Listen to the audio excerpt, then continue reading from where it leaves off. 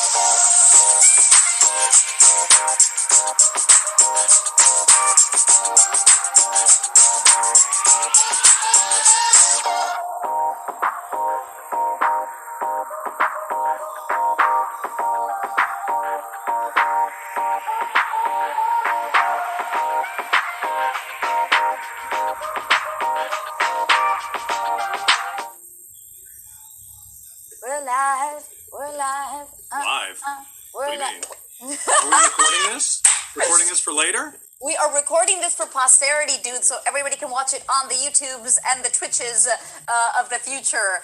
Guys! Hey, how you gonna record it for posterity when they can't see your butt? What? Oh, no, that's posterior. Okay, sorry, that's something. Yes, posterite. Guys, this is the wonderful Phill Lamrr. So freaking talented. I'm super excited to have you today. Oh, thank you. Welcome. The chat is excited as well, and the numbers grow as we go along, and they come and go, and it's a fun group here. Guys, a lot of you do know Phill Lamrr is your -3. I see that you're very excited because you know him from Mad TV.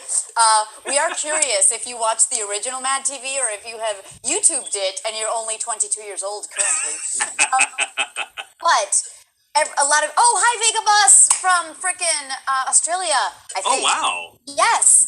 So we have Phill here who works on Samurai Jack. Hermes from Futurama. Did I say that right? She said it right. We questioned it. Green Lantern from Justice League. So badass. Static from Static Shock. Yeah. Kit Fisto from Star Wars. And hello, you've also been in Pulp Fiction. Right. And Mad TV. But this is just like little big roles, but just a snippet of what you actually do because you're so freaking incredible. Oh, thank you. Aw, you're like, aw, what you drinking? Just water. Oh, that's not exciting. I've got vodka here. It's lovely at noon in Los Angeles. Seriously, at some point in this, we should put together a wheel of accents and just okay, for 5 minutes, Catalina, you have to do this accent. See, the thing is, sometimes when I get put on the spot, I get really freaking self-conscious. Like lately with my British, I'm in public, it's tricky. No, I can't do Welsh, Mercia. I haven't worked on it. God, Welsh, yeah. But when I'm fucking around here at home with my sister, I'll be like, hello, would you like some coffee? And then it's who the hell knows what kind of British accent that is? But, it's playful. Well, but see, that's the funny thing is a lot of people who are not British can't tell the difference. I remember one time I was doing, it was an Avengers cartoon, Avengers Earth's Mightiest Heroes, and I was playing Jarvis. So I'd been doing, Paul Bettany. That was before anybody knew what Paul Bettany looked like. And then I got hired to do an Iron Man toy, like a mask, where Jarvis speaks to you when you put it on. And I go to record the voice for the mask, and one of the directors is a English guy. And the minute we start, he's like, well, it's a pleasure to meet you virtually. Frankly, I thought I should be doing this part, but apparently they like your British accent better than they like mine. Oh, funny. And I'm like, great, nothing better than being directed by somebody who wants your job. Holy shit. But you just smooth sailing. You had to, right? What else you Well, no, because I was like, hey, dude, you know what the deal is? They don't want an authentic English accent. They want a typical English accent. The way that a lot of British actors do an American accent. Hello, I'm from America. Yeah, that's what happens. Well, besides amazing accents, though, you also do a ton of impersonations / voice matching, because they're not caricatures. You're actually doing a really amazing job at them. Which are your favorite? That was actually something I was going to say I backed into, but no, that's not true. You went full force. Full frontal. My second role ever was a voice impression. Of who? In high school, the second play I ever did was a play called Play It Again, Sam, a Woody Allen play, where the Woody Allen character imagines Humphrey Bogart arrives and helps him through his life. So in 10th grade, I was doing Humphrey Bogart.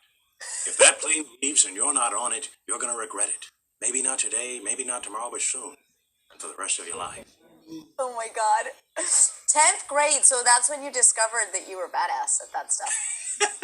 I bet you were doing it before, though, right? Were you acting in school plays when you were younger? I did one in 8th grade. That was it. So that was the beginning. Pretty much. And then you just decided flippantly to apply to Yale University. Holy shit, that's incredible! No, it was exciting. I mean, especially coming from California. It was the best thing about it was getting to go live on the East Coast and experience that whole thing. Because I'm from LA, where it's like, oh, this building here is almost 30 years old. Yeah. At Yale, you're like, this has been here for so long. Right. No, it's like, oh wow, famous people like actually walked on these steps. There's a friend of mine. She grew up in Connecticut, and we went to her house one time, and she's like, "Yeah, my house is 300 years old." Holy cow, that's incredible. I'm just like, oh my God. Yeah. I am not walking up those stairs. Yeah, right. So, you studied performing arts at Yale? No, actually, I wound up majoring in English Lit. Oh my God, so you're smart too. Damn. Well, I mean, I did plays on the side, and I was lucky enough to be in a class with some really, really talented people. Josh Molina from The West Wing, Suzanne Cryer from Silicon Valley. We all did plays together.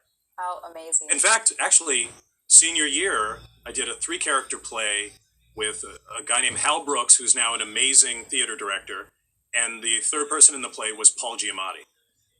Oh my God, he's amazing. Wow. Yeah, it was a great way to start, like, because you actually learned how to act, but there were no stakes. There was no money on the line. You know, you still had to audition and stuff, right. But if you didn't get a part that you auditioned for, it's like, oh well, I got to go write a paper. Yeah, It wasn't your life. Yeah. The way it is for us now. This is your life right now? What are you talking about? Is this how you pay your bills? In a closet, recording? Well, obviously not for you. You're an influencer / actress. Listen, influencer, people think that influencers make all this money because they have a following.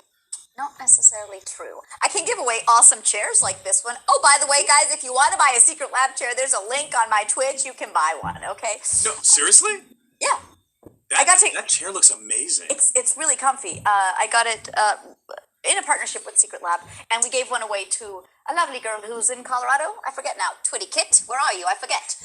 Anyway, so talk to me about getting onto Mad TV. Was that a crazy, insane amount of auditions where you have to do a bunch of improv and you have to show like how many characters you do, or like what's for us who were born a little bit after that time?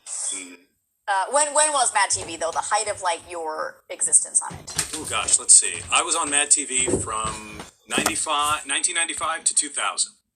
Okay. So basically, when the 20th century ended, I got the hell out of sketch comedy. It's like, this is so 90s. I'm out. It does have a beautiful 90s feel, though. That's what's wonderful about it. Well, the hilarious thing is that people like sort of lump it together, and half the time someone will come up to me, I loved you on In Living Color. It's like, no, that wasn't me. That was Tommy Davidson. He's a little skinnier. I'm writing Deborah Wilson down right now because I'm with her, and she should be a guest on this. Oh, you got to have Deborah on the show. Yeah. But you'll need more than an hour. You know what? I was making that mental note. I knew that. Okay. So, Mad TV, the process of auditioning. Well, I don't know if it's still this way, but auditioning for a sketch comedy show is about the worst process imaginable. Yeah, well, it's like auditioning for SNL right now is hell. Oh, yeah. And that's where it started. Yeah. It started with SNL because they are, the first big one. So everybody else says, oh, well, if they can put people through the ringer, we can too. Although we're not going to fly you anywhere. But because it requires you to write your own material, also read their material, just like you would in a normal acting thing. Like, okay, here's something that I don't know where it came from, but I've got to bring it to life. Yeah. And usually there's a couple of stages after the initial audition where they start putting you together with other people because it's a sketch group. We got to see if you can work together. Yeah. And for Mad TV, I auditioned probably 3 times. It got worse after the show was established, and they had people auditioning 5, 6 times. Yeah. But our final, network test, the final audition, we had to perform our own material, the characters that you come up with, the impressions that you do. Then you had to do some sketches that they wrote with other actors who were competing to get on the show. Oh, Jesus. So I'm in this room with 4 other people, 4 feet away from Quincy Jones, who was executive producer on the show. And we're trying to do the sketch that we've rehearsed. And then one guy loses his mind and goes off and not doing at all what we rehearsed. Oh, my God. And so it's like, I can't call him out. I can't, if I suck, yourself then over. I look like the schmuck. Yeah. Like, okay, but he's tanking the sketch. All right, just got to go with it. Did you save it? Did you? Well, I saved it for me. I got in. He didn't. Yeah. Oh, well, people also see that. They're like, this guy's off his rocker right now. Sometimes they can tell. But working on, I've also heard, I had the opportunity. Whatever you heard on the internet is not true. No, I've heard it's hell. I've never eaten anyone. Right now, with Army Hammer, like, that's not so great. Too soon? Too soon? A little. I mean, I don't know. You don't want your career to... Let's move forward from this right now. I've heard working on SNL is really grueling and stressful, and like it's a week of hell, and then Saturday comes along and you don't even have your right brain on, and it's your left brain. I don't know. Was Mad TV like this insanity of stuff, or was it this really joyful kind of like expressive place? It was somewhere in between. It was not as bad as SNL. I've had friends who've done SNL, and I think the biggest problem there is their work schedule was created in the 70s when everyone was on coke and heroin. So they had no sense of like normal human boundaries. Yeah. Like, okay, from Tuesday to Thursday, no one will sleep. And that's how we do it for the last 50 years. Like, what? Yeah. Why? It's like, Lauren, we're not on coke anymore. We're trying to live healthy lives. We're vegan. So Mad TV, we weren't live. So we didn't have that pressure where you got to get everything, and if you screw it up, you can get fired for saying the wrong word. We didn't have that. But doing an hour show is a lot of work. It is. Weekly. And, I mean, if you're just doing an hour cop show, that's a lot of work. Yeah. And I think having to change wigs while you're doing it makes it even harder. Yeah. But what a learning experience, because it kind of like working on soaps where you have to, shoot 50 to 70 pages a day. This is like training you to like learn your shit, switch from one into the other. And that's something that I get asked a lot. Like, how do you keep your character voices straight? And like, mine are easy, dude. I have like 5 characters right now that are like out there, but you have like 75,000. That's why I asked you again, like, what are the top? Because you go through, I can scroll through, and you've worked on video games. You've worked on all these like huge franchises. So like you have to keep your voices straight, and I don't know how the hell you do that. Well, that's the great thing about working in voiceover. They record it. Yeah. They're like, do you need reference? You're like, you bet I do. I've done 50 voices since then. What's your favorite animation to work on that you like? If it's like a weekly gig, you can go in the booth and you're like, I love these people. These are family. Guy? Well, that's a tough one because, I mean, it's toughest because I've been so incredibly lucky to work on great shows. Like, I've worked on some shows that I'd be lucky to be able to say I've worked on one of them in a career. I worked with Matt Groening, the creator of The Simpsons, on Futurama. Awesome. Gendy Tartakovsky on Samurai Jack. I worked with Dave Filoni on the Clone Wars. Dwayne McDuffie and Bruce Timm on Justice League. I've actually been so lucky to work on, I got to be a Jedi, I got to be a Green Lantern, and any one of those would easily be my favorite. So I have like 9, 10 favorites, although what I've realized over the last few years, because people have always, asked me that for 10 years, like, what's your favorite? And I realized my favorite job is the next one. Yeah. Because it means I got another chance to play and have fun. And it's weird because a lot of times, people will judge it based on the response. Like, oh, so many people watch that show. And that's the other part that's been good is the shows like Futurama and, Justice League. Those are, and Static Shock, those are shows that I would go back to and people I would work with again and again, over and over, anytime on anything. But that's not always the case. I always joke that the actor's nightmare is you shoot a movie in 6 months in Bangladesh, and you have dysentery the whole time, and your wife leaves you, and you lose a finger while, something. And then it becomes bigger than Titanic. And for the rest of your life, everyone who walks up to you on the street reminds you of the worst time of your life. Oh my God. Right? Isn't that a nightmare? Yeah. Thankfully, the shows that I've worked on that have been, really popular have been with, really great people. Yeah. We just had Erin Fitzgerald on. I don't know if you know her. I know Erin. Yeah. She's so much fun. And I also asked her, what's your favorite? And she goes, it's about who you're working with. It's not, you could do a very plain voice, but if you're working with a good group of people, it's like, absolutely, I want to come back weekly and do this boring reporter voice because you guys are great peeps. Look at the chat. I'm fanboying out over here. Become Boundless is loving you. Static Shock was an awesome show, says ID1 going bananas, whatever that Seriously? means. You trying to read that? Actually, there was something I saw in the chat earlier, and I'm going to respond to it. Yeah. Please do. Because I'm a dick, and I love correcting people. No, I didn't play Fry. Wait, who said that? Somebody said that. It doesn't matter. Who did you play? I played Hermes Conrad, certified bureaucrat level 36. Because the premise of Futurama is that it's set in the year 3000, because we started in the year 2000. So now it would be 3021. And in the future, every business must have a certified bureaucrat to make sure there's enough paperwork being done. Yeah. And this is how Hermes talks. Hermes, yes. Well, it's how he talked. No, originally Hermes was just sort of an accountant voice. And then about 3 episodes in, they thought that was boring. And it wasn't really working. Okay. So Matt Groening stopped me in the hallway after a session. He's like, hey, Phil, can you do a Jamaican accent? And I don't know if you know this, but if you've been on something where it's not quite clicking, and they're looking to make a change... You're like, you better believe I do. And I can do a Jamaican accent, sure. And then you go home and listen to all those tapes to try and make it perfect. Well, and also, I mean, this was added to the fact that by that point, they had already replaced 2 of the leads.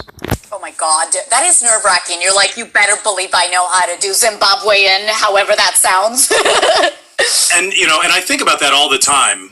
The fact that, because I know the people who were supposed to play, Fry and Leela. And, I mean, it's like, if you were supposed to be the 7th friend, and then, after the pilot, they just said, it's too many. Right? Yeah, and then you see the hit that it goes on to be, and you go, I could have. Yeah. It's really. It can be so sad and so rewarding. This career is so crazy. Well, because so much of what makes it rewarding, You have no control over. I know. Like Aaron was saying, the people you work with, you can't, mentally control. And it's like, hey, let me make sure that the people who hire me are really nice on set, or let me make sure that the really cool people hire me. Yeah. You have no choice. Yeah. Oh my goodness. But you've worked a ton, and that lets you know that you're really good and popular. Well, yeah. I mean, it adds up over the years. Although the funny thing about the internet Is that people will just look at IMDb and say, oh my God, you've done so much. It's like, I didn't do it all at once. If you divide that by 30 years, it's a little less impressive. Right, but I get what you're saying. Absolutely. If I divide all my credits too, it's like, that means it was like 3 jobs a year, and that's not a lot. You have a lot more, though.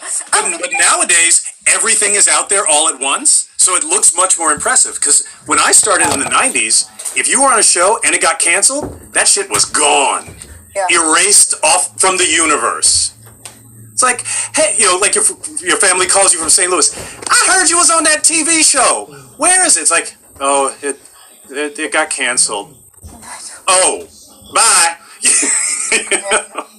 Are those your relatives calling from St. Louis? Yeah. Yeah. Wait, somebody wants to hear your, how do I say it? Kotal Khan from World Oh, Kotal Khan. Oh, well, see, now, this is where Carolina and I cross over is in the video game world, although you are much more experienced and, you know, a legend in that arena.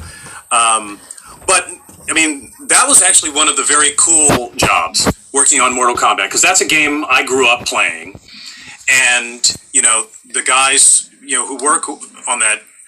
I'm sorry, they're asking about Frozen 2, and somebody responds that yes, you're Elsa. Sorry. The internet is full of lies. You should sing, let it go, let it go. See, no. Well, actually, Frozen 2 is, now for those of you out there who want to get into show business, this is a little lesson for you. I did not have a part in Frozen 2. I was background voices. Additional voices.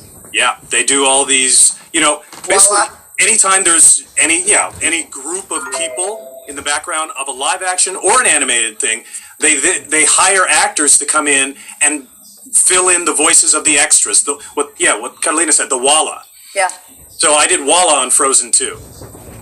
But that's a really fun thing. I'm dying to do Walla because you kind of, they're like, we need that kid to say something. Oh, my balloon went. And then that lady, I need to buy some eggs. That's a weird lady. But, you know, like you're just kind of throwing out these voices and it's fun, you know? Yeah, it's weird because on one hand you look at it, it's like, oh, wait, aren't you an established actor? Why are you being an extra? Yeah. You know, but the truth of the matter is, Yeah. it's like you said, you get to get in there. It's hard because you have to improvise. There's no script. You have to Nope. come up with stuff on the spot. And Voices, accents, you know, ages, Yeah. all of the thing. Yeah. I'm sorry, I interrupted when you were going on about video game stuff. You were saying about Mortal Kombat. You were going to Yeah, tell a that- story, that- but then Elsa just ADD, you know? But yeah, in Mortal Kombat, I play the character of Kotal Khan, the Lord of Outworld, who's this, you know, one of the big boss characters, and that was a lot of fun. One, because it was a new character, so I didn't have to like worry about, you know, messing up somebody's childhood memory of Sub-Zero. Yeah. Although Steve Bloom is Sub-Zero, so there was no way I was going to be able to make my voice do that. He is insane. Guys, we've had Steve Bloom on here. He's also You have? Yes, what a freaking sweetheart. Just, yeah. That's so cool. Yeah, I'm going to be talking with him on his Blumvox channel Cool. next week. Awesome. Yeah, he's so talented. But yeah, we're getting to play Kotal Khan. Although I was bummed, it's like, oh, I don't ever get to say fatality? Damn. I'm trying to think of my cousin used to play Mortal Kombat when we were growing up, and I'm not a gamer, but I watched him play, and then we would play Mortal Kombat in life. Like, we would go out into the woods and be like, I'm up a and like, I'd jump and pretend I'm doing all these flips and stuff. And yeah, what is it that they say at the end? Finish him! And he's Right. and boom. So we would do that in real life, yeah.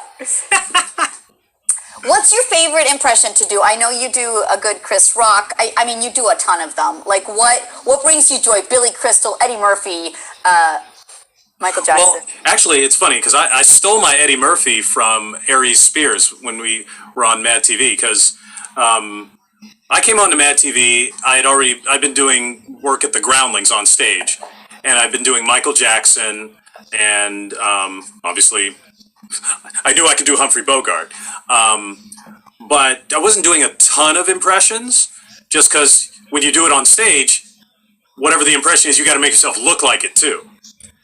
But then, you know, once I started doing voiceover, Yeah. the sketch comedy thing of come up with a character, then turned into, well, I could do, I think one of the first ones I did voice match for was Will Smith.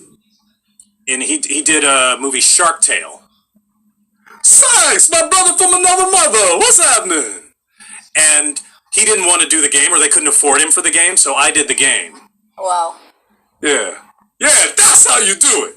So I was doing Will Smith, and then, I don't even know how this happened, but somebody at DreamWorks, oh no, I think because I had done Chris Rock on Mad TV. And then I started getting hired to double him on the Madagascar movies. Oh yeah. What's his Because sound like in Madagascar? Because when they do an animated feature, that crap goes for 4 years. And they keep changing lines and changing scenes, and they want to see if it works. And Chris Rock's like, I'm not coming in 8 times. I'm coming in once. So when they wanted to try out a new thing for, Marty, they bring me in 7 times. Of course. Get it right. Yeah. And then they bring in Chris once. That's But why I don't know if anybody here remembers, years ago he was on the Oscars and he was joking about doing voiceover's great because they pay $1 million to just talk. Like, no, Chris, they pay you $1 million. Yeah, we go in for hours and we get paid scale. But some of your voice matching makes it in, or you kind of lay a track down and then he goes in and he like does it again, and so then it's all him. No, it's all erased. And that was the weird thing about it. It's like, I'm going in here, I'm doing all this work, and I know it will never be heard again. Yeah. Although the DreamWorks people were really cool, and then they threw me a bone and threw me a character, a minor character, so I could at least be in the cast of the movie. Yeah, and then freaking get some residuals, Yeah. But there's a good question I'll ask you in a sec, but you also worked on The Lion King live action. Yes. Or like animal action. What is that called? I guess, live action. I know. It's like people call it the live action Lion King. It's like, no, it's animated. That's the CGI thingamajiggy. What's your character there? I was an antelope. But that was that was really just Jon Favreau being an amazing guy and throwing me a bone. Why does he love you so much?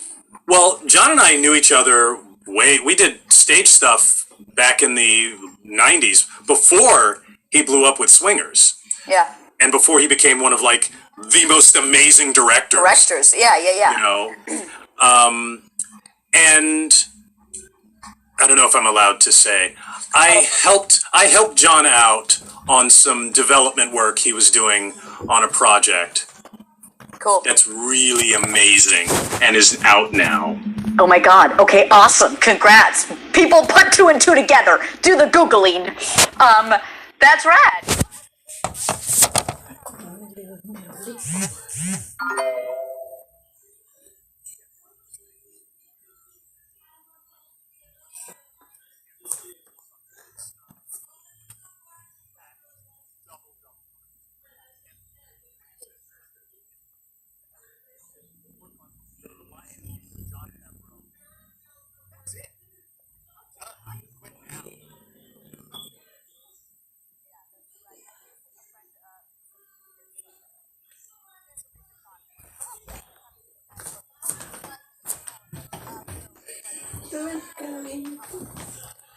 Why did you turn the bell? Thinking, whatever the hell this is, I wish you the best of luck. And sometimes you end up auditioning and then you might be working on it. So you never know. I do think that there's just, obviously I didn't help him knowing what the project was or that I could possibly audition, Right.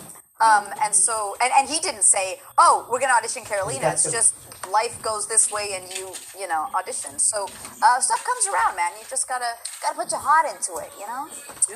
One of the questions that came around to both of us, but I'd love you to answer that, is when you started voice acting, how did you choose which roles to audition for, or did you just audition for everything and accept every job?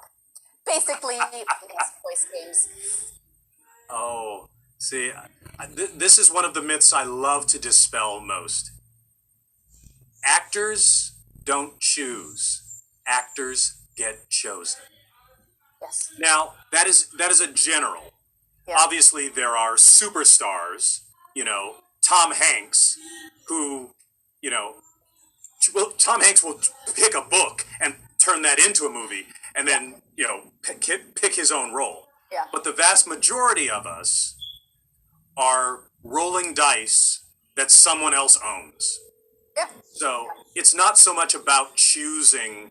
It's like, although that would be a really interesting approach. Like, all right, it's time for me to look at my auditions and decide if I like them. Yeah.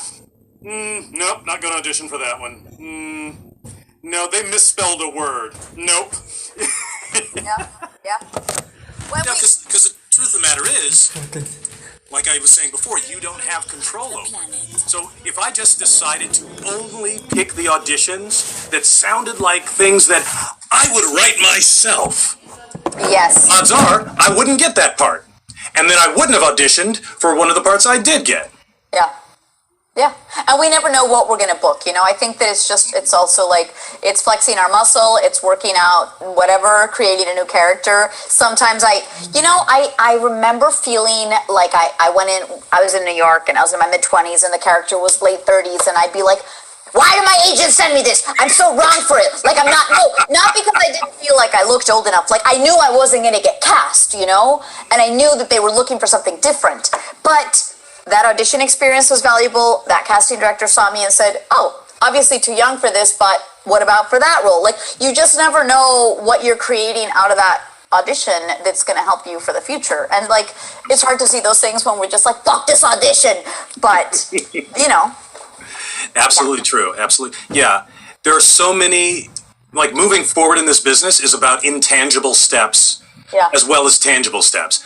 And like you said, an audition that you go on and a job you don't get could be an intangible step forward, and you won't know it until 2 years later when the person who was an assistant in that room and who loved you, Yes. but the person who was in charge said, nah, I'm going to give it to my girlfriend instead. Uh-huh. But that person who was an assistant now 2 years later has their own show, and they've still got Carolina's, audition in their head. It's like, I wrote this part with you in mind. Yeah. Can you come read for it? Yeah. I was helping out a friend who needed to fill a nightclub with extras, which, you know what's so funny that I'm telling this story right now? I gotta show you this picture that popped up. I was playing an extra at a nightclub, for a gay bar, and this was my character, very jaded, with a horse head in the back and a dude with money in his pants. I'm going to post that soon because it was hilarious. But I was doing this for free, helping my friend out, and the casting director of that movie is on set. I'd auditioned for him before. He's like, Carolina, so good to see you. And I'm like, you don't remember me? He goes, yeah, the last time you came in was for this. And I said, no, I didn't audition for that. He goes, yes, you did. I wanted to cast you, but the director went for this other chick because of blah, blah, blah. And I was like, what are you talking about? He goes, remember that improv dance? And I'm like, yeah. And he goes, well, it's good you didn't book it because then they needed that girl to, like, dance naked and all these things. And I'm like, but he remembered me, and it was like 5 years, later that I bumped into him. So you never freaking know. And we can't, the fanboy senses are tingling. You guys are hilarious. So let's talk about Pulp Fiction, dude, because, like, what was it like? Yeah. What was it like to get on that? Like, that's a huge accomplishment. It's such an exciting thing. Were you dying on set? Like, well, sort of. But I mean, you have to remember, this is 1993 or 94 or something. And he's done Reservoir Dogs. Which was really good. I loved it. But it wasn't, Jaws. It was not, you were not in some big budget, gigantic, super thing. But it wasn't a big budget at the time? It wasn't a big budget in any time. It was an $8 million film. Wow. Bruce Willis, John Travolta, Uma Thurman, everybody took a pay cut for that movie to be made. Yeah. And the reason they did, and this is what was so cool about it, it was the best script I had ever read. Probably for most of the people on that set, it was the best script we had ever read. Yeah. So again, it was not about this is going to be a hit, this is going to be huge. We don't know, but we knew it was going to be good. This is so good. Yeah. And that, permeated the entire experience. Everybody was happy to be there because they knew it was good. Yeah. Yeah. And it's interesting because it was like, what, a 3-month shoot. And I mean, obviously once we start shooting and you see who the cast is, then that upped the stakes, a great amount. Yeah. But again, When you auditioned, did you know everybody who was attached? no, not when I auditioned. Wow, that's even When I got cast. yeah. No, it's funny because when I auditioned, my character only has like 5 lines. So Quentin was not about to have me audition with those lines. It's like, I can't tell if anybody can act if they just say that. So he and I read the scene with Samuel L. Jackson holding the gun on the kid. It's like, say what again? Say what one more goddamn time. And I got to play that part in the audition. Wow. And I gotta say, there is nothing that makes you feel like a great actor more than great material. Of course. So I go in there and I'm doing that scene and I'm feeling it. It's like, does he look like a bitch? And then we finish the scene. It's like, wow, that was really good. Thank you. And I walked out of there thinking, well, I know I'm not really supposed to be considered for Jules, but I think I did a pretty good job. Yeah. They might be thinking of me for that part now. I can wear lifts. I can wear lifts in my shoes. That's a joke. Yes, I know. But I actually did think that because the scene was so good. But then it turns out I get cast, and I get to do a rehearsal because it was such a short shoot and a small budget. He had rehearsals like a play before shooting. Yeah. So I got to go rehearse with John Travolta and Samuel L. Jackson. No big deal. No big deal. Although, again, in '93, Travolta was about 4 deep in Talking Baby movies. Sam Jackson was not a household name yet. Really, the biggest star was Bruce Willis. Yeah. And I never, set eyes on him, But it's funny because, looking at it now, you think, oh my God, it's all of the biggest stars. Like, at the time, they were, good and great and well known, but the movie, the cast, none of it was as big as we see it now. Yeah. So you still get residual checks for that? Like, that's crazy. And it might be 2 cents, but dude, like. Well, I still get residual checks from stuff that I did looping ADR on, because I was joking about doing the looping for big movies now. Back in the day when I was first coming up, I was scrambling to get, you just wanted any job, and I was doing loop groups for TV shows. Yeah. Old episodes of NYPD Blue or something. Hell yeah, dude. Thank God for residuals. They play in Slovakia randomly, and then they'll be like, in Prague, and you're like, okay, I get a check for this. And that whole residual thing is, what a few years ago we were fighting with the video game companies about. It's like, I know. Guys, you don't understand. The reason you have a pool of actors available when you need them is because of residuals. If there were no residuals, everybody you want would be working their day job when you need them. Waiting tables. Yeah, exactly. Because it's so hard to calling their manager at Starbucks saying, I'm going to be a little late because I can't get out of my mocap suit in time. Yeah. That's so crazy, man. What's funny is, like, I remember I've heard agents and casting directors say, like, well, actors want work, but then they're not available. And it's like, I have worked my whole schedule around being free from 10 a.m. to 5 p.m. When you tell me that fucking audition is at 5:30 and I got a job waiting tables, you're not helping a sister out. So, God, and it's like, I worked nights and weekends for the longest time because that was the time that you weren't, auditioning. Right. And it's like having 2 full-time jobs. You're never sleeping. I remember getting into the bathroom at the restaurant going, oh, I have an audition for tomorrow, confirming, and then trying to learn lines from like 1 a.m. to the next day at 9 a.m., because the audition's so early. It's right. Crazy. Yeah. So working on set, though, was a wonderful experience. Tarantino's not fully insane. No. He was, it's funny because, you hang out with Quentin, you can't get a word in edgewise. I remember being at a party at Julia Sweeney's house and literally spent 20 minutes listening to him talk about the blaxploitation movie The Mac. I'm like, but on set, it was amazing. He was the director you want. Like, I remember we were driving out to shoot my coverage from the back of the car.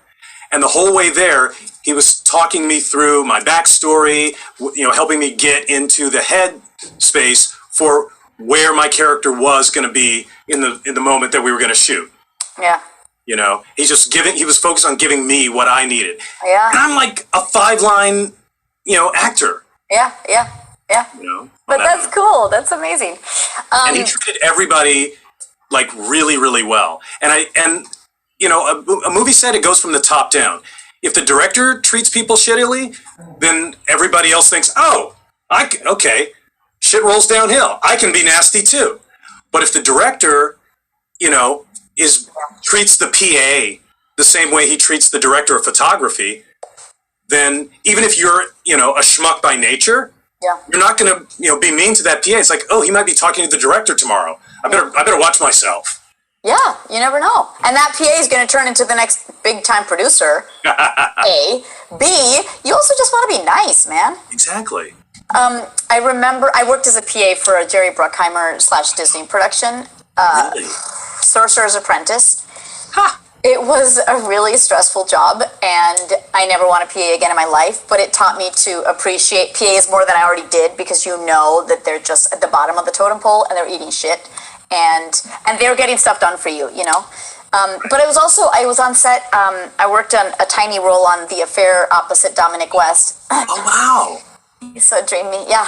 And one day, the third day on set, well, I came back in another episode, so this was like 10 months later, but I remember that we were on set and the director was late that day, and he was like starting to be mean to people so they would move their asses.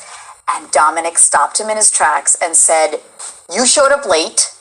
The crew's doing exactly what you're asking them to do. We were all here on time, so you simmer down and treat them kindly." And I'm standing there in front of him, and I was like, oh my God, you're my hero. Because these guys are fucking moving heavy lights and, they're doing all the stuff, but like the director has the audacity to be late and then be like, "Come on, people, we're losing time."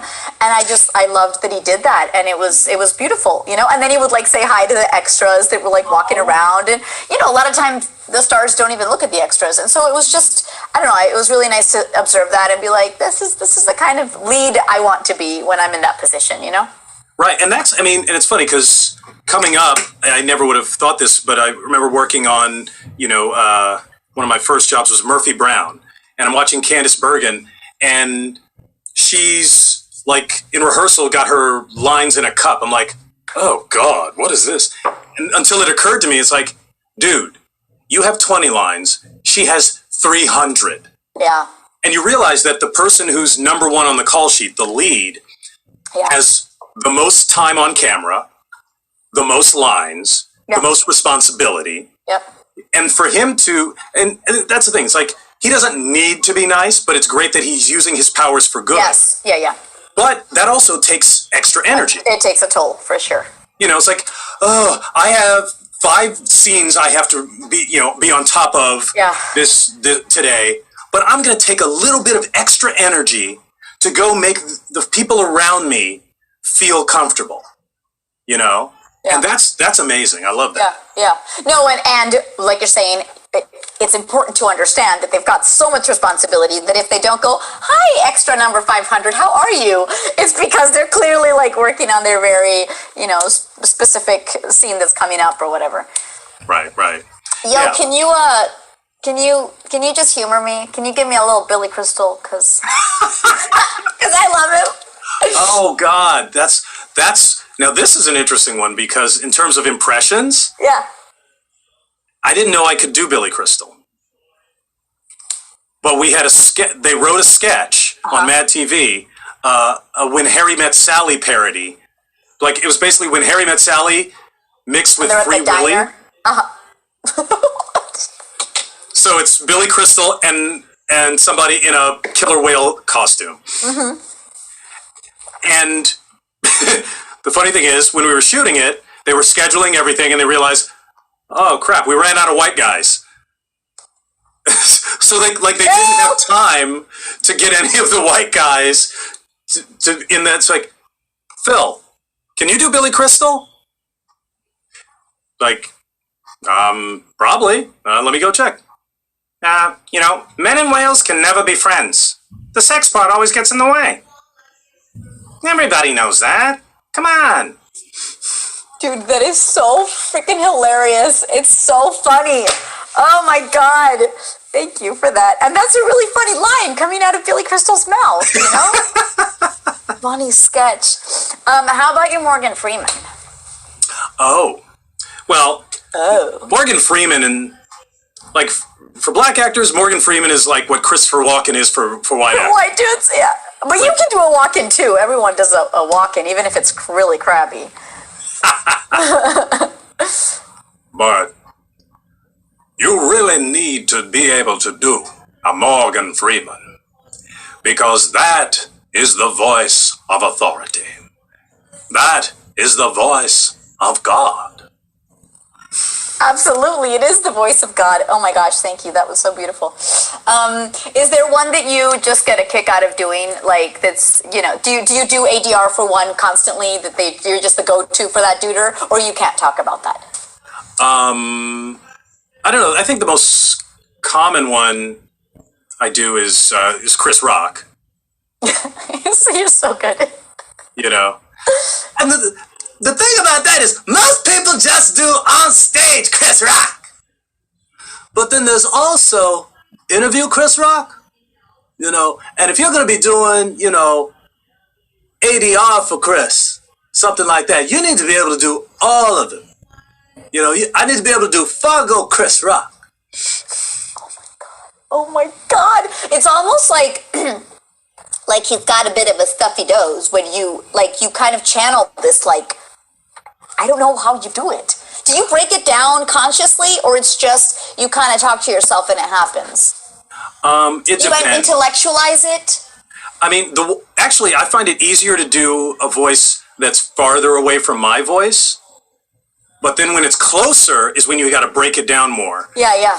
And they're like I can't do Martin Lawrence, which is weird because he's really big. He's got, you know, it seems, Yeah. but his tonal quality is too close to my own.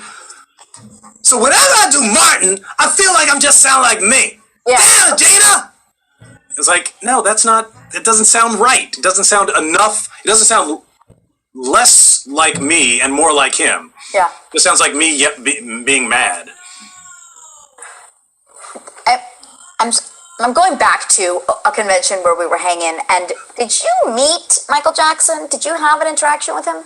No, never. Okay, because you were telling a story, maybe using his impression, and I was like, did he actually talk to him? It's probably just how you go, oh, you know, Michael Jackson goes, blah, blah, blah, blah, blah, blah.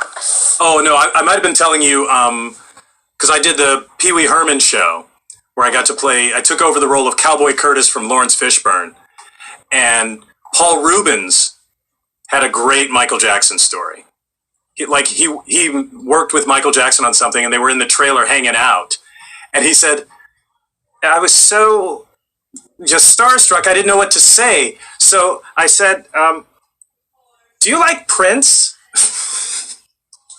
And this was at the time when Michael Jackson and Prince were like competing. And he said, Michael's response was he's like, Prince was so mean to me. He was so mean to me. What happened? Apparently Prince was dating one of the Jackson sisters and came over to the Encino Mansion once. And he was so mean to Michael. He was mean to him. He was so mean to him. And apparently Michael just said that a bunch of times. That was it. Oh my gosh. Well, there you go. Okay, maybe you were telling that story. Gossip. They're like, whoa. Everyone was like, ha, unbelievable. Well, because come on. I have a story that Pee Wee Herman told me about Michael Jackson and Prince. Yeah, totally. That's crazy. That is like the highest level gossip imaginable. Absolutely. Wait, what's your Pee Wee Herman, though? I'm sure you do that one. Her. I know you are, but what am I? It's so creepy but so wonderful. Oh my god, I love it. So talented. So what are you working on these days that you're excited to talk about? Oh, and there was a question. If you could join the MCU universe, that's redundant, but you know, is that a dream of yours? Of course, right? Who would say no to that? Come on. Right, but see, this is one of those things that people like that they unconsciously like trip me up. They say, "What part would you want to play?" Yeah. And I'm like, "I don't know. I ain't read the script yet." Yeah. Yeah. You know, because like they just announced last year that the animated show I worked on in the early 2000s, Static Shock, they're developing a live action version of Static Shock. Yeah. And so there are all these people saying, "Oh, I can play Static Shock." I'm like, how do you know? You don't know if it's a comedic Static Shock. You don't know if it's real gritty. It's like, you don't know if you can play it because they haven't written it yet. Yeah. And people don't understand that. I mean, we should learn from our Batmans. Look at all the Batmans. Some are good, some are not. And it's not the actors. Yeah. It's whether they fit. Yeah. You know, Ben Affleck is a great actor, not a great Batman. Yeah. You know. Also, though, like when I get that question, I feel like, well, I want to play a new Latina superhero that they haven't like uncovered yet, because at this point, you know, that's kind of where it's at.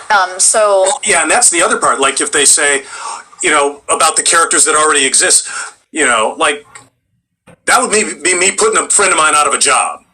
yeah, Like, yeah, I want to play Batman. You're like, Go home, Kevin Conroy. yeah. And they are saying, but we all agree Kevin Conroy is the best Batman. Yes, voice games. Hi, Jeff B. Oh, I'm just seeing you now. I didn't know if you were here before. So what are you do you have a proper recording booth, or do you also record in your closet? No. This door here is an actual booth that nice. I was lucky enough to have built pre-pandemic. Sweet. Do you mind? I'll just tell you this online. I'm going to build a little booth. Could you take some pictures of yours? I'm trying to understand good spaces. Okay. And send them to me. That'd be really lovely. Thank you. Absolutely. So what are you working on these days that you can talk about, or is it all super NDA?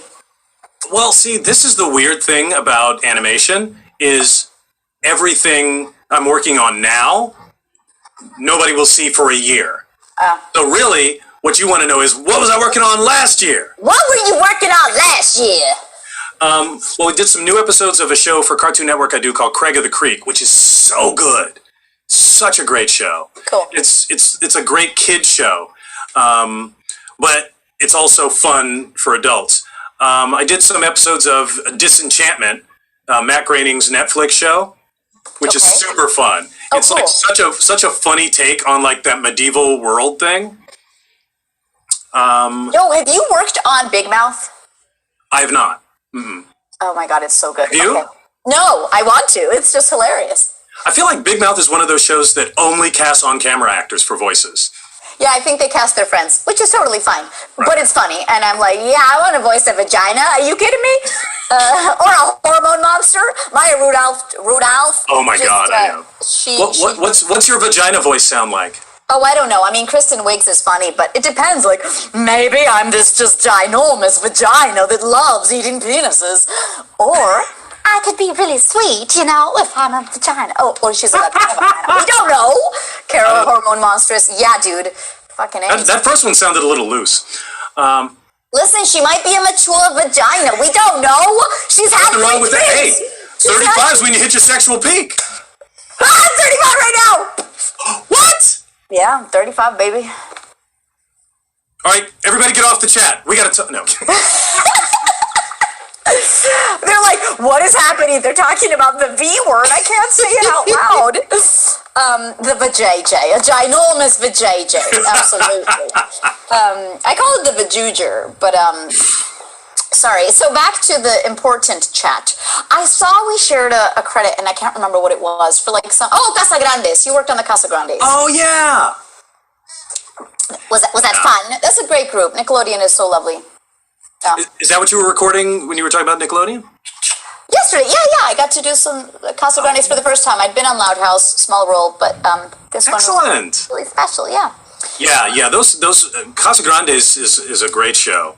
I was so excited when it first came out.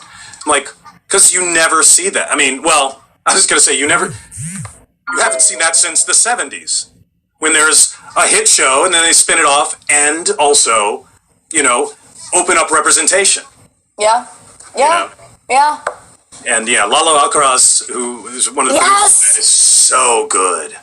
Lalo's amazing, and he did all of the, cultural stuff of Coco just to make sure that it was all, spot on, So I appreciate that he's there as a Hispanic who can do accents, but also that appreciates that they're trying to get things, authentic to the country. I like that they have him there to make sure it's not like some made-up thing, Right. Right. I was going to ask you, I saw a roll on your IMDb that said yoga instructor. Do you remember? It was like a one-off for a TV show? Were you like a super hokey yoga instructor? What was your dealio? Actually, weirdly, the only reason I remember that is because it was for an independent film directed by a friend of mine. And I had to fly to San Francisco, and I think my wife was pregnant. So there was with Tim Blake Nelson was the star of the movie, and I had one scene as this super pretentious yoga instructor. Oh God, what was the line? He was like, he was using some train metaphor, breathing out.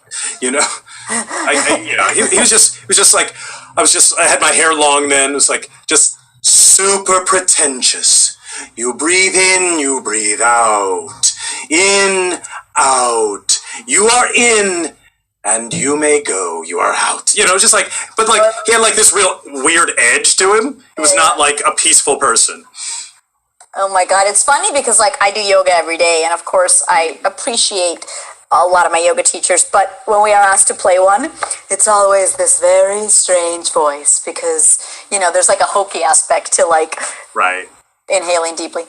Well, because, generally speaking, nobody's going to put an actual real yoga instructor in a movie because it'll take all the energy. It's like, wow, we just got the audience to really relax. We don't want them to relax. We want them tense and on the edge of their seats. Yeah, we want something to happen. Right. Phill, where can all of these people find you on the socials? Because you do signings, right, for Streamily and all that fun stuff?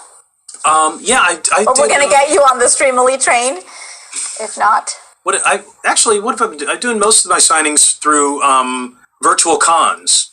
Cool. Like I did some for a couple for GalaxyCon with some Justice League people, some Star Wars people. Awesome. But on social media, I am at phill lamrr, my name, all together. 2 L's in the middle, 2 R's on the end. On Twitter and on Instagram. Yes! Phill lamrr. There you go, guys. Phill lamrr for Overwatch. Yes, some people were saying, Blizzard, if you're watching, Phill would be a great addition to the Overwatch cast. Always, always. Oh my God, that would be so amazing. I mean, what you guys are a part of is something I don't think has ever, existed before. I've never seen it in 30 plus years in show business. There are tons of video games, there are tons of characters people love, but there's never been just like that critical mass of character, talent, the personalities of the actors, and a great game, all converging into one thing, and having an audience respond in that way. It's been so incredible to watch. Oh, thank you. You know what's funny is we were talking about getting replaced, and actually, Mercy, Lucy Pohl, right. No, she's not replaced. She was the... Don't scare me like that. Sorry. I was going to say, Lucy, Chloe Hollings, who does Widowmaker, the French girl, and myself, there were original Sombras, Mercies, and Widowmaker. But for one reason or another, they needed to switch them. Not because these actors were bad. It's just one of the voices wasn't as authentic as could be. One of them started sounding too much like the other characters, so they, And so that's where we're lucky, and we came in. And I hope to God that these voice actors have no idea what Overwatch ended up being, because then it's a really heartbreaking thing to go, I was that, and now I'm not. Catalina, that is a terrible thing to wish on somebody. First you wish this bitch lost her job, now you wish she don't have a computer. What? How else is she not gonna know about Overwatch? If I was not a voice on Overwatch, I would have no fucking clue what Overwatch is. because I'm not a gamer. No, I swear. I'm not a gamer. We auditioned for it under a code name. That's true. Sombra's name was Noche. It's like, I hope that, like, they don't know what the gaming world is, because Overwatch is a big deal, and that's gotta be, like, a little, like, ugh, when you know that you've been, replaced for whatever reason. It's not because you were bad, of course not. It's not you wish they don't have a computer and don't know how to use the Google? Oh man. Okay, I'm gonna wrap this up, guys. I want to shout out the people who subscribe, because you guys are rad. We have Karma D, who subscribed for a month at tier 1. Thank you, darling. I've been doing this with guests and it's really fun. Can you shout out Karma D in a funny voice? What's the name? Karma D. Karma D. 30 days have passed, and you will still be a subscriber. Yes. Next one is for Mercy Yura. She wanted a Ray's voice line. Ray's is my new character. She's a Brazilian character in a Riot game called Valorant, and she loves explosives. And so she goes, "Hey na, meu amor, what's happened? Who hurt you?" Ooh, woo. That's only for you, Mercy Yura. So say hi to Mercy Yura in another fun voice. Hello, Masira. It's Kristen. Yes.